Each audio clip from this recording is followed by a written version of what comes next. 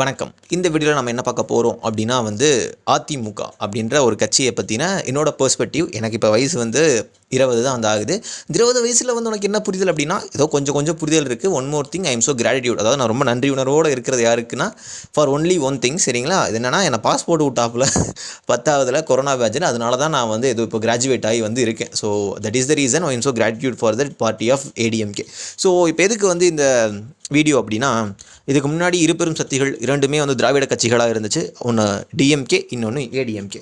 First ruling பார்ட்டியாக இருந்தது என்ன அப்படின்னா, முதல்ல கட்சி ஆரம்பித்தது திகாவாக இருந்துச்சு, திராவிட கழகமாக இருந்துச்சு. After the period he just come from திராவிட முன்னேற்ற கழகமாக மாறுச்சு. அதன் பிறகு எம்ஜிஆர் அவர்கள் உள்ளே போனாப்பில் திமுகக்குள்ளே போய் கலைஞர் அவர்களை அதுக்கு முன்னாடி நிறைய பாலிடிக்ஸ் இருக்குது, நிறைய பேருக்கு தெரிஞ்சிருக்கு. திரும்ப நான் ஆரம்பிக்கல. அதன் பிறகு கலைஞர் தலைவர் ஆராப்பில் அண்ணாக்கு அப்புறம் அதன் பிறகு என்ன ஆகுது அப்படின்னா இருவருக்குமே சில பல கருத்து வேறுபாடுகள், முரண்கள் காரணமாக கட்சியை உடச்சிட்டாப்புல எம்ஜிஆர் அவர்கள் கட்சியை உடச்சிட்டு வராப்பில். பிஃபோர் கட்சியை உடைக்கிறதுக்கு முன்னாடி அவர் பல வருஷமாக நிறையா விஷயங்களில் மிகப்பெரிய அளவில் கான்ட்ரிபியூட் பண்ணி டிஎம்கேவை ஜெயிக்க வச்சதுக்கான முதல் காரணமாக இருந்தது திரு எம்ஜி ராமச்சந்திரன் அவர்கள் தான். ஸோ அப்படின்றதில் எந்த ஒரு மாற்று கருத்துமே கிடையாது. பிகாஸ் இப்போ வரைக்குமே டிஎம்கே அரசியல் மோகத்தில் தான் சினிமா மோகத்தில் இருக்காங்கன்றதில் எந்த ஒரு மாற்று கருத்துமே கிடையாது. பிகாஸ் எல்லாருமே படத்தில் நடிச்சிருக்காங்க.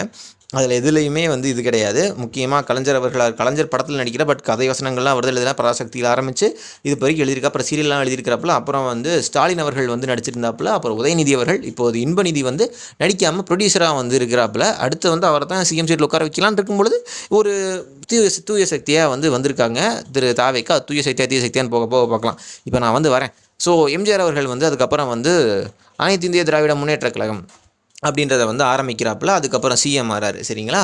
ஸோ இப்போ இந்த வீடியோ எதுக்கு அப்படின்னா, அப்பேற்பட்ட கட்சியாக இருந்ததுக்காக ஏடிஎம்கே அப்படின்றது. பட் இப்போ அந்த கட்சியினுடைய நிலைமை என்னவா இருக்குது அப்படின்னா, சுக்கா உடஞ்சி போச்சுடா அப்படின்ற மாதிரி இருக்குது. பிகாஸ் ஏன் அப்படின்னா நல்லது பண்ண கட்சி அது ஒன்று தான் நான் சொல்லுவேன். ஏன்னா டிஎம்கே இப்போ தான் ஆட்சிக்கு இந்த 5 வருஷம் படாத பாடுபடுத்தி மொத்த தமிழ்நாட்டையும் நாசமாக ஆக்கிட்டு போயிருச்சு.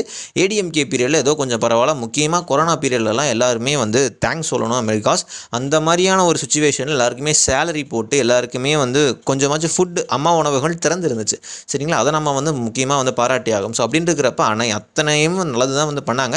ஊழல்கள் செஞ்சுட்டு தான் இருந்தாங்க. பட் இருந்தாலும் அவங்க அதனால் இப்போ என்ன சொல்கிற, ஊழல் பண்ணால் பரவாயில்லைன்னு கேட்டீங்க. இல்லை அப்படி சொல்ல. அப்படியே இருந்தாலும் இவங்க இன்னொரு பக்கம் மக்கள் மீதும் கொண்ட அக்கறையாக இருக்கட்டும் எல்லாமே பெட்டராக இருந்துச்சு. இப்போது இந்த அரசியல் முடிவு என்னவா இருந்துச்சு அப்படின்னா, டிஎம்கே கூட தப்பிச்சு வந்துருச்சுடா. 74 சீட்டோ எவ்வளோ ஜெயிச்சிரு வந்துருச்சுடா. அவங்க 47 சீட்டு தான் ஜெயிச்சிருந்தாங்க. அதுதான் எனக்கு கொஞ்சம் சங்கட்டமாக இருந்துச்சு. பரவாயில்ல, அவங்க எதிர்கட்சியாக வந்திருக்கலாம், இவங்களை தூக்கி வீசிட்டு அப்படின்னாச்சு இருந்திருக்கலாம். இப்போ என்னாச்சு அப்படின்னா அதுக்கப்புறம் மிகப்பெரிய ஒரு பொலிட்டிக்கல் விஷயம் நடந்துச்சு, எல்லாருக்குமே தெரியும்.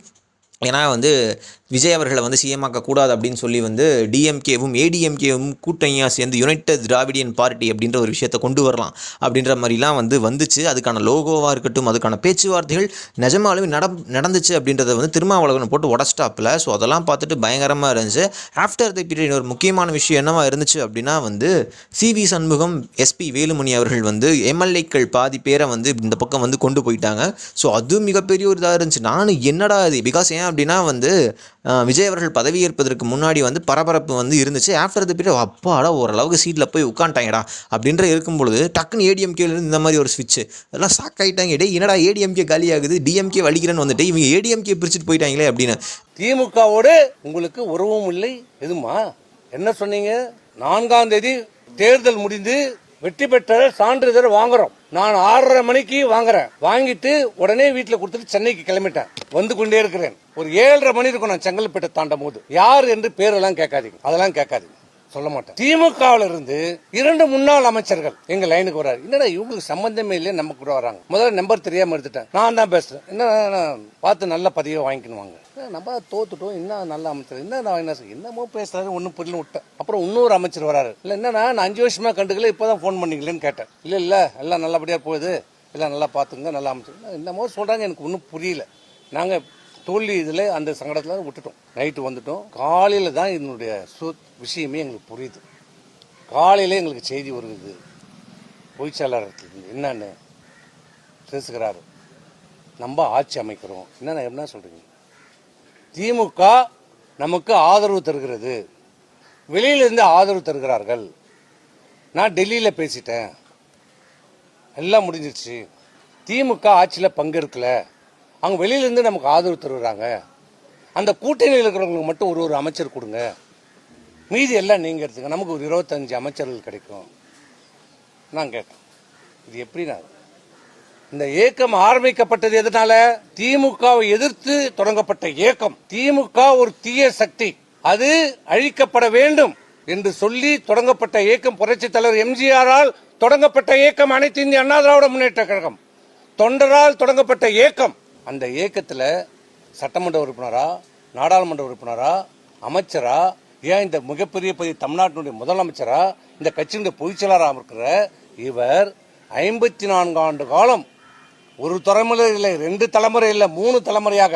எங்க அப்பா மாவட்ட செயலாளர் MP, இப்ப நான் இருக்கிறேன். அதே மாதிரி இவருடைய அப்பா சேர்மன். இவங்களா எல்லாருமே இங்க இருக்கிற பெரும்பாலும் பாத்தீங்கன்னா ஒரு தலைமுறை 2 தலைமுறை. இதுவரைக்கும் திமுக எதிர்த்து நாங்கள் அரசியல் செய்து கொண்டிருக்கிறோம். இப்படி பார்த்த எங்களை திமுக ஆதரவோடு ஆட்சி அமையும் என்று நீங்க எப்படி சொல்றீங்க? இது என்ன நியாயம் என்று கேட்டேன். இல்லப்பா, எல்லாரும் இருந்தோம், வெல்மன் இருந்தோம், அங்க இருந்தோம், எல்லாரும் இருக்கிறோம். இன்னைக்கு சொல்லலாம், ஏன் KP முனுசாமி இருந்தார், அவர் உடனே அதுக்கு ஆமான்ட்டார், அது வேற. எது உடனே அதுக்கு ஒத்துக்கிட்டாரு, ஆமா கரெக்ட் தான் பண்ணுங்கன்றார், அது வேற. நாங்க எல்லாரும் இருந்தோம். இது எப்படி நியாயம்? இது எப்படி மனசாட்சி நம்ம ஏத்துக்கும்? மக்கள் ஏத்துப்பாங்களா? மக்களோடப்பா அதெல்லாம் பார்த்துப்பாங்க. ஏன்னா தொண்டர்கள்லாம் ஏத்துப்பாங்களா? தொண்டரை நம்ம செஞ்சு அதெல்லாம் சரியாயிடுவாங்கப்பா. அது ஒரு மிகப்பெரிய ஒரு விஷயமா வந்து இருக்குது. என்னுடைய என்ன சொல்கிறது, இப்போ வரைக்கும் அப்படி தான் வந்து போய்கிட்டு இருக்கு. இப்போ தான் வந்து நேற்று பார்த்தீங்க அப்படின்னா வந்து இந்த மாதிரி CV சண்முகம், SP வேலுமணி, அப்புறம் பழனிசாமி எல்லாம் வந்து நாங்கள்லாம் ஒட்டுக்காயிட்டோம் அப்படின்னு சொல்லாலும் எல்லா கேள்விகளுக்கும் முற்றுப்புள்ளி என்பது நாங்கள் ஒற்றுமையா இருக்கிறோம், எங்களுக்குள்ள எந்த பிரச்சனையும் இல்லை, அதிமுக ஒன்று கூடி விட்டது. எங்களை பொறுத்தளவுக்கு பல்வேறு கோரிக்கைகள் வச்சிருந்தோம். அப்போ கூட பத்திரிகையாளர்கள் வந்து எங்களுக்குள்ள கருத்து வேறுபாடு தான் சொல்லியிருந்தோம். அன்றைக்கும் சரி, தொடர்ந்து எங்களது பொதுச் செயலாளர் எடப்பாடியார் தான் சொல்லிட்டு இருந்தோம். எங்களுடைய சில கோரிக்கைகளை வச்சிருந்தோம்.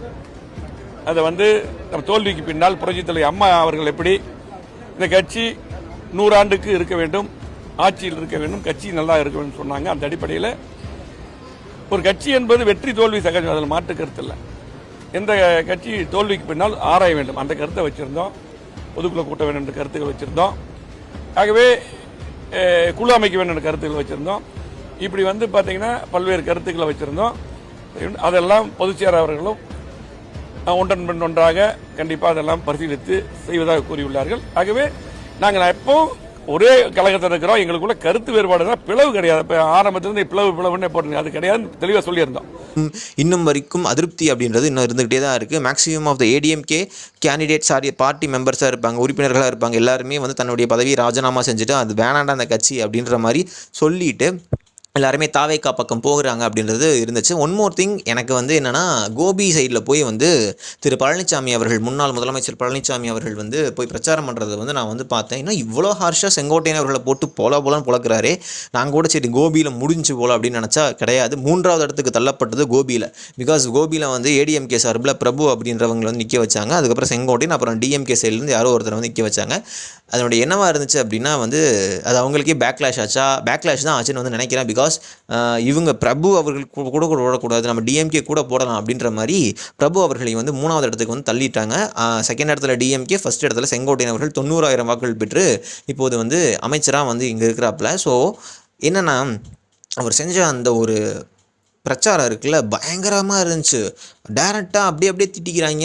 செங்கோட்டையன் அவர்கள் வந்து மலைப்பாம்பு அப்படின்னு வந்து EPS அவர்களை வந்து விமர்சித்ததாக இருக்கட்டும், இவர் வந்து செங்கோட்டையா உன்னை பார்த்துக்கு அப்படின்ற மாதிரி உரிமையில் 2 பேரும் பேசிக்கிட்டாங்க. நான் மிகப்பெரிய ஒரு விஷயமா இருக்கும்னு நினச்சேன். பட் எல்லாமே பேக்லாஷ் ஆனது தான் வந்து மிச்சம். இப்போது பழனிசாமி அவர்கள் எந்த மனநிலையில் இருக்கிறாருன்னு எனக்கு தெரியல. இதுக்கான காரணம் என்னவோ, இப்போ வந்து இந்த கட்சி தோற்றதுக்கான காரணம் என்ன அப்படின்னா வந்து BJP கூட கூட்டணி வச்சது தான் அப்படின்ற மாதிரிலாம் வந்து பேசிக்கிட்டு இருக்காங்க. பட் அது என்ன கர்மம்லாம் தெரில.